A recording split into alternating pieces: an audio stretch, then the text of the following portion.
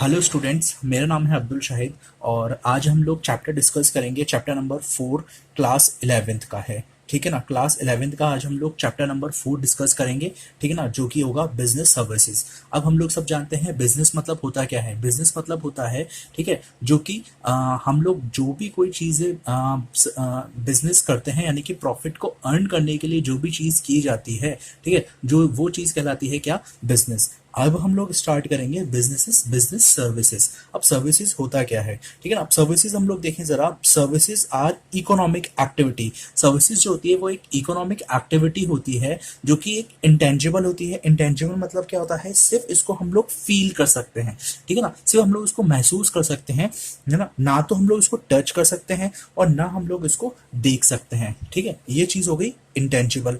अब हम लोग सेपरेटली आइडेंटिफिएबल। अब सेपरेटली आइडेंटिफिएबल मतलब क्या होता है, हम लोग उसको कैसे भी, हम लोग सिर्फ इसको सेपरेट करके हम लोग उसको देख सकते हैं, ठीक है। सेपरेट कर सकते हैं, अलग अलग कर सकते हैं, ठीक है। जैसे कि हम लोग एक एक एग्जांपल देके मैं आपको समझाऊं कि जैसे कि एक मैगी वाला शॉप है, ठीक है ना। मैगी की शॉप है। अब मैगी की वाला क्या करेगा, वो क्या करेगा कि अपने प्रोडक्शन को, माल को अपने कस्टमर्स तक पहुंचाने के लिए छोटे छोटे शॉप्स तक पहुंचाएगा, ठीक है ना। अब वो हर एक के साथ उन जो वो शॉप के पास पहुंचाएगा तो आप सीधा जहां पर प्रोडक्शन हो रहा है वहां पर से तो लेंगे नहीं आप, ठीक है ना। तो वो क्या करेंगे, तो वो क्या करेगा, मैगी वाले कंपनी क्या करेगी, वो छोटे छोटे शॉप्स को वो दे देगी माल को। तो आप क्या करेंगे, वो छोटे छोटे शॉप से जाके वो माल को, मैगी को लेकर आएंगे। तो ये क्या होगा, सेपरेट आइडेंटिफिएबल होता है ये, इसका मतलब, ठीक है ना। प्रोवाइड सेटिस्फेक्शन, और क्या होगा भैया, हम लोगों को प्रोवाइड करेंगे सेटिस्फेक्शन। सेटिस्फेक्शन यानी कि हम हमारी सेटिस्फेक्शन की, हमारी सेटिस्फेक्शन जो होती है बिजनेस के अंदर, बिजनेस सर्विसेज के अंदर कस्टमर की सेटिस्फेक्शन बहुत ज्यादा जरूरी होती है। यही वही होगा कि प्रोवाइड सेटिस्फेक्शन ऑफ वांट्स, ठीक है ना। जो हम लोगों को सेटिस्फेक्शन चाहिए उसकी जरूरत हम लोगों को चले पड़ेगी, ठीक है। अब हम लोग बात करेंगे फीचर्स की। अभी फीचर्स होते क्या हैं, फीचर्स का मतलब हम लोग सीखेंगे।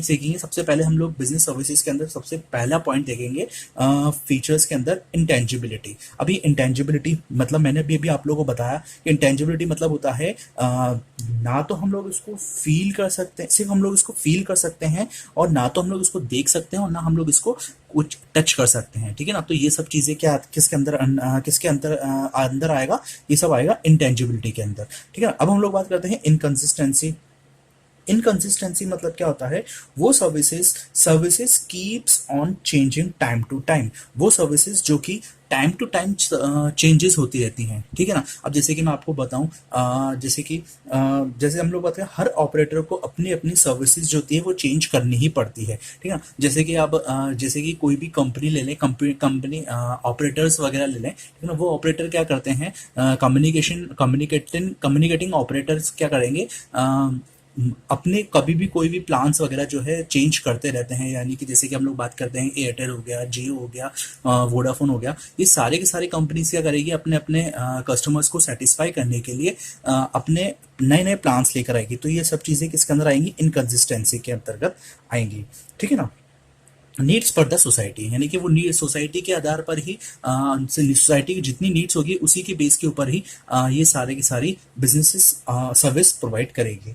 नेक्स्ट बात करते हैं हम लोग, नेक्स्ट बात करेंगे हम लोग इनसेपरेबिलिटी की। इनसेपरेबिलिटी मतलब क्या होता है, वो प्रोडक्शन और कंजम्पशन अलग अलग टाइम पर हो सकता है, ठीक है ना। जैसे कि हम लोग बात करें, जैसे कि प्रोडक्शन और कंजम्पशन जो होगा वो अलग अलग टाइम पर होगा। और जैसे कि हम लोग बात करते हैं अभी, जैसे आप जो चिप्स वगैरह जो खाते हैं, ठीक है ना, वो क्या होगा, वो आप जब जिस टाइम आपने खरीदा, ठीक है ना, वो तो बिल्कुल उस टाइम पे तो बिल्कुल वो बनाया नहीं होगा, ठीक है ना। अब वो क्या करेंगे, ये पहले से ही, बहुत पहले ये सब चीजें बनी हुई होती है, और बनी हुई चीजें ही आप लोग खाते हैं, तो वो सब चीजें किसके अंदर आएगा, इनसेपरेबिलिटी के अंतर्गत आएगा। वो 10 से 15 दिन लग जाते हैं उसको अंदर, उसको आपके पास आने के अंदर।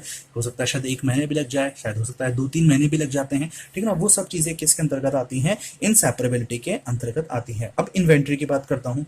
इन्वेंट्री मतलब क्या होगी, जैसे कि आपने बात करा जैसे कि अभी मैंने बताया था आपको कि मैगी के बारे में, मैगी क्या करेगा, मैगी वाली कंपनीज क्या करेगी, वो सीधे बना के प्रोडक्शन के अंदर, प्रोडक्शन हाउस के अंदर बेच दे रख देगी, ठीक है। अब इन्वेंट्री के अंदर services can not be store, यानी कि सर्विसेज जो होती है ना वो कभी भी स्टोर नहीं होती है। इन्वेंट्री यानी कि स्टॉक तो हो जाता है, अपने स्टॉक तो वेयर हाउस के अंदर रखा जा सकता है, लेकिन इन्वेंट्री, लेकिन सर्विसेज के अंदर जो होगा ना, सर्विसेज इन्वेंट्री के अंतर्गत नहीं आएगी, ठीक है ना। अब बात करते हैं हम लोग इन्वॉल्वमेंट, इन्वॉल्वमेंट होना बहुत ज़्यादा ज़रूरी है हर एक।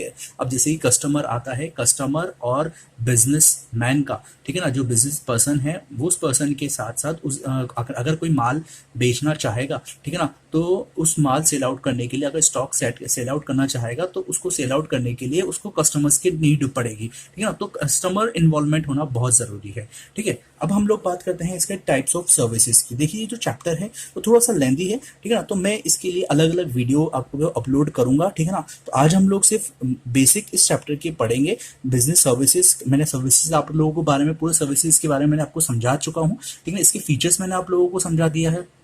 अब हम लोग बात करेंगे टाइप्स ऑफ सर्विसेज। सर्विसेज कितने टाइप की होती हैं? पहली टाइप होती है बिजनेस, सोशल और पर्सनल। अब बिजनेस मतलब क्या होता है, सोशल मतलब क्या होता है, पर्सनल मतलब क्या होता है, ठीक है ना। बिजनेस के अंदर हम लोग देखते हैं कि बिजनेस के अंदर कुछ बिजनेस सर्विसेज भी होती हैं, जैसे कि बैंकिंग होती है, इंश्योरेंस होती है, कम्युनिकेशन होती है, ट्रांसपोर्टेशन होती है और वेयर हाउस होती है।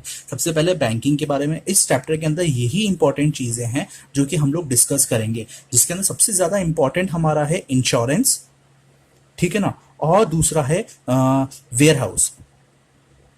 ये मोस्ट इंपॉर्टेंट क्वेश्चन है, इनमें से एग्जाम के अंदर 110% क्वेश्चन आता ही आता है, ठीक है ना। इसके लिए मैं आप लोगों को आगे आने वाली वीडियो के अंदर मैं आपको देता रहूंगा, ठीक है ना। अभी हम लोग सिर्फ सीखेंगे बैंकिंग, कम्युनिकेशन, ट्रांसपोर्टेशन। ये शायद हो सकता है कि एक एक वीडियो के अंदर ही हो जाए कंप्लीट, लेकिन ये वाला जो दो चीजें हैं इसके अलग अलग सेपरेट एक ही वीडियो के अंदर अलग अलग वीडियो बनेगा, इंश्योरेंस और वेयर हाउस का, ठीक है ना।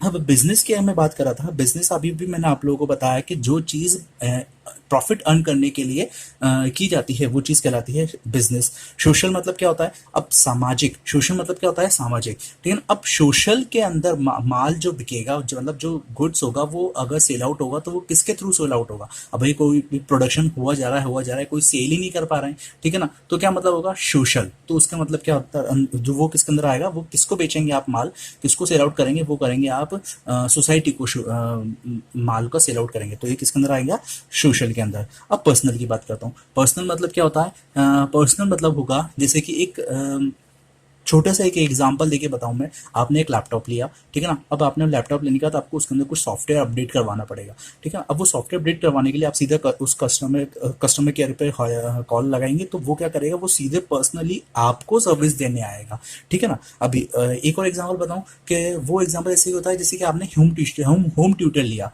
ठीक है ना, तो वो टीचर जो होगा ना वो पर्सनली सिर्फ आपको ही पढ़ाने आएंगे, ठीक है ना। तो ये पर्सनली ही सर्विसेज ये प्रोवाइड होती है पर्सनली सर्विसेज के अंदर, ठीक है ना। अब ये जो जो पॉइंट्स हैं, banking, insurance, communication, transportation, warehouse, आज मैं इसके अंदर बैंकिंग के बारे में आप लोगों को थोड़ा सा समझा दे रहा हूँ, ठीक है ना।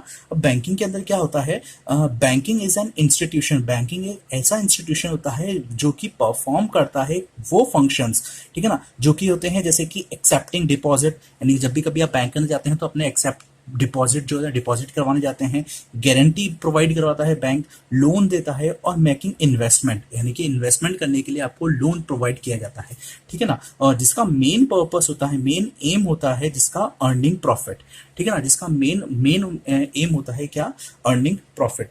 अब हम लोग बात करते हैं बैंकिंग। बैंकिंग के अंदर कितने प्रकार के बैंकिंग होती है, ठीक है ना। अब बैंकिंग कितने टाइप्स की होती है अभी मैं आप लोगों को छोटा सा मैं बता देता हूँ। बैंकिंग होती है, सबसे पहले होता है कमर्शियल बैंकिंग, ठीक है ना। अब कमर्शियल बैंकिंग के अंदर क्या, कौन कौन से बैंक आते हैं, पहले आते हैं प्राइवेट बैंक, ठीक है ना, और दूसरे आते हैं कौन से, पब्लिक बैंक, ठीक है ना। अब प्राइवेट बैंक तो आप सब लोग जानते होंगे, प्राइवेट बैंक कौन सा हो गया, आईसीआईसीआई बैंक हो गया, ठीक है ना, और एचडीएफसी बैंक हो गया, कोटक महिंद्रा हो गया, ये सारे के सारे बैंक कौन से होंगे हैं, प्राइवेट बैंक। और पब्लिक बैंक कौन कौन से होंगे, पंजाब नेशनल बैंक, एसबीआई, ये सारे के सारे जो बैंक होंगे वो पब्लिक बैंक के अंतर्गत आएंगे। अब कोऑपरेटिव के अंदर क्या होंगे, जैसे कि अब कोऑपरेटिव, अब तीसरी बात करता हूं मैं कोऑपरेटिव की, ठीक है ना। अब कोऑपरेटिव बैंक कौन से होते हैं आप सब लोग जानते हैं। कोऑपरेटिव बैंक एक छोटे से बैंक होते हैं जो कि क्या करते हैं, वो सर्विसेज प्रोवाइड करवाते हैं, ठीक है ना। नेक्स्ट अगर मैं बात करता हूँ, वो बात होती है सेंट्रल की। अब सेंट्रल क्या होता है, सेंट्रल तो 110% क्या होता है, पूरे हर एक देश के अंदर सेंट्रल, तो कंट्री के अंदर सेंट्रल बैंक तो होते ही होते हैं, ठीक है ना। अब वो सेंट्रल बैंक कहाँ पर, अब जैसे कि हमारे इंडिया के अंदर कौन सा बैंक है, आरबीआई, ठीक है ना। आरबीआई जो है वो हमारे इंडिया का सेंट्रल बैंक है, ठीक है। अब ये वाली जो चीजें हैं, अब मैंने आप लोगों को थोड़ा सा बैंकिंग के थोड़ा सा छोटी सी टॉपिक के अंदर मैंने आपको एक छोटी सी चीज़ें समझाई है।